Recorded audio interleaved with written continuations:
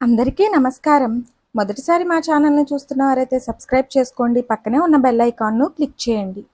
ఒకే పానపట్టంపై పంచలింగాల క్షేత్రం. దేశంలో మరెక్కడా లేని విధంగా ఒకే పానపట్టంపై 5 లింగాలు వెలిసిన దివ్యధామం కర్నూలులోని పంచలింగాల క్షేత్రం. పురాతన కాలం నాటి ఈ ఆలయం సర్పదోషాలను పరిహరించడంలో ప్రసిద్ధిగాంచింది. కార్తీక మాసంలో ఈ ఆలయాన్ని సందర్శించేందుకు ఎక్కడెక్కడి నుంచో భక్తులు విచ్చేస్తూ ఉంటారు. స్థల పురాణం తెలుసుకుందాం. పూర్వం జనమేజయ మహారాజు సర్పయాగాన్ని నిర్వహించాడు. దాని ఫలితంగా సర్పదోషం సంక్రమించింది.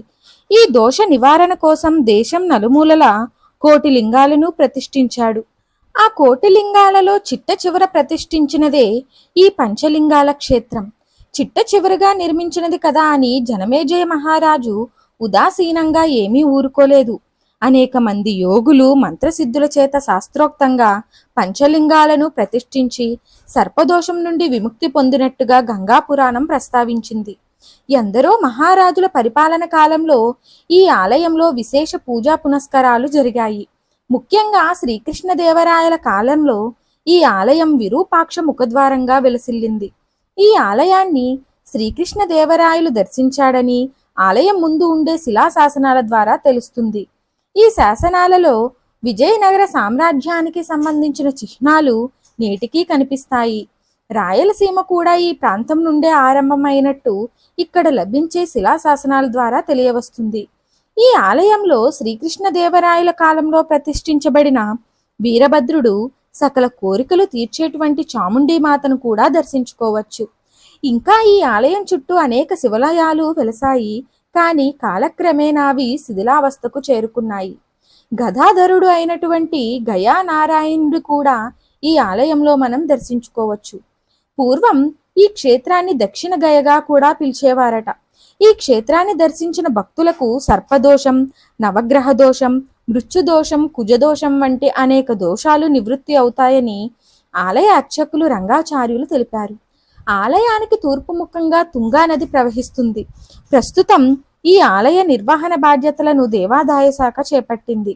పంచభూతాల స్వరూపమే పంచలింగాల ఆకాశం, గాలి, నీరు, నిప్పు, వాయువు, భూమి. ఈ పంచభూతాల స్వరూపమే ఇక్కడి పరమశివుడి స్వరూపంగా భక్తులు భావిస్తారు. ఇక్కడి ఆలయంలో ఎంతో ప్రశాంతంగా ఉండి భక్తుల మనసును ఆహ్లాదాన్ని కలిగిస్తుంది. ఎంతో మంది ఋషులు ఇక్కడ తపస్సు ఆచరించి పరమశివుడి అనుగ్రహాన్ని పొందినట్టు ఆలయ పండితులు, చారిత్రక పరిశోధకులు చెబుతున్నారు.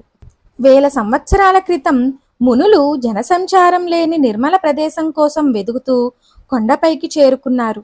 అక్కడ తపస్సు చేయడం ప్రారంభించారు. కొన్ని దుష్టశక్తులు తపోభంగం చేయడానికి యత్నించగా స్వామివారు లక్ష్మీ నరసింహ అవతారంలో దుష్టశక్తిని దూరం చేసి బండరాయిపై వెలిశారని ప్రతీతి. దుష్టశక్తుల బాధ దూరం కావడంతో మునులు కొలనులోకి స్నానం ఆచరించడానికి వెళ్లారు. స్వామివారి 3 నామాలు కలిగి ఉండి మత్స్య రూపంలో దర్శనమిచ్చారట. అంతటి మహిమగల క్షేత్రం. కర్నూలు నుంచి కేవలం 5 కిలోమీటర్ల దూరంలో తుంగభద్ర నది తీరాన్ని ఆనుకొని ఉన్న ఈ గ్రామానికి కర్నూలు నుంచి బస్సులు, ప్రైవేటు వాహనాలు ఉన్నాయి.